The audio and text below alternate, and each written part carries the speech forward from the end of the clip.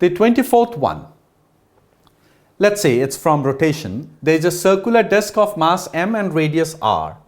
And this particular disk is having a mass m, radius r, and this is rotating with an angular velocity omega 1.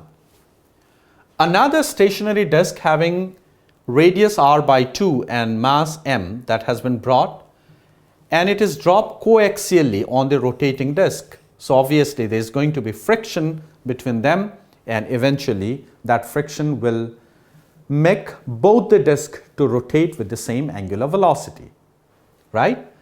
And that common angular speed is omega 2, that's been given. But we need to calculate the energy lost in the process.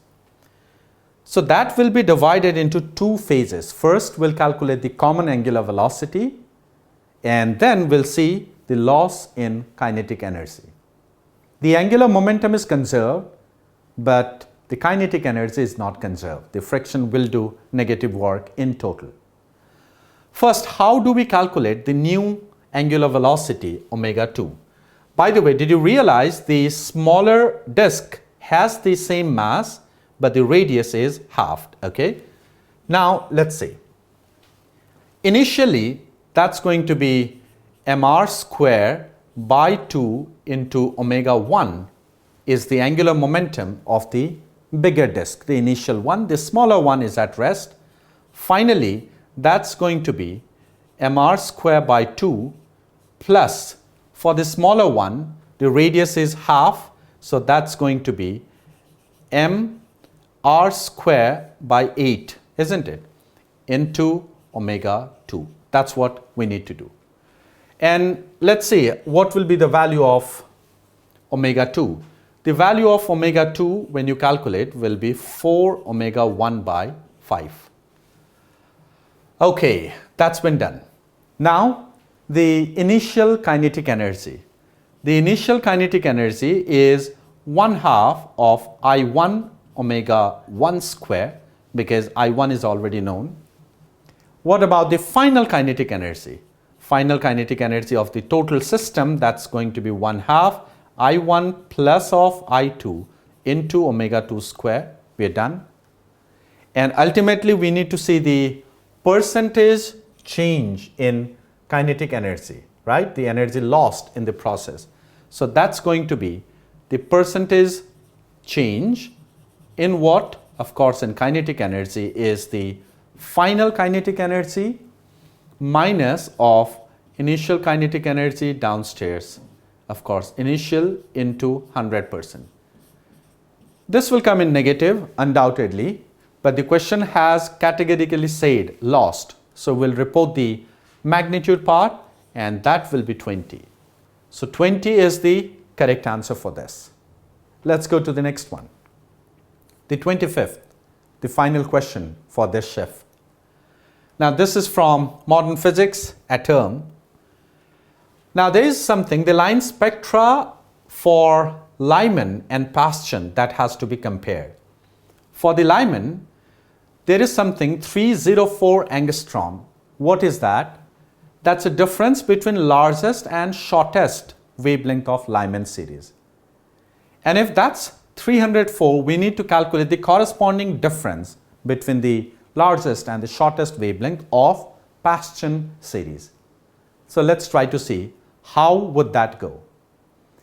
It's something like this.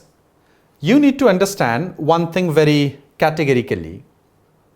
What you would do is 1 by lambda is r, 1 by n1 square minus 1 by n2 square. That is the underlying formula. First, let's go with the Lyman series. Okay. So for the Lyman series, the longest wavelength is from 1 to transition, right? And that is straightforward going to be 1 by lambda L small l, longest wavelength of Lyman. Let's go with that. And that's going to be r into 1 minus of 2 square, so that will be 4. And with this, I will get lambda longest of Lyman, as how much? 4 by 3r. That's the case. The story is not ended yet. We need to calculate the shortest as well. So for the shortest of Lyman, the transition is between 1 and infinity because the energy gap is maximum. So that will be r 1 minus of 1 by infinity. So lambda shortest of Lyman is going to be 1 by r. So this part we have done. And this difference has been given as 304 angstrom.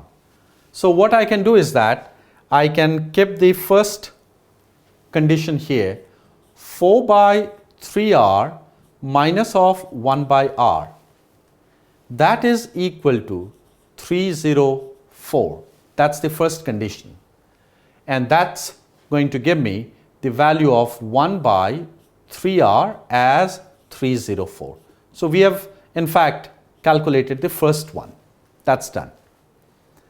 Now based on this, we need to go with the past chain. Similarly, for past chain, what you do is that you'll have to go step by step. Now let's go for past chain. Okay, 1 by lambda longest past chain is r, and where would the past chain part come from? 3 and above. So the longest is from 4 to 3 transition.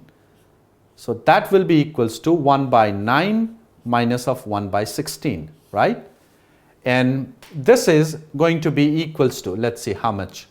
That will be r and 144, and that is 7. So I get longest wavelength of past chain is 144 by 7r. That's done. In the similar way, go for the shortest wavelength. Shortest is quite simple because that's going to be 9, that's going to be infinity.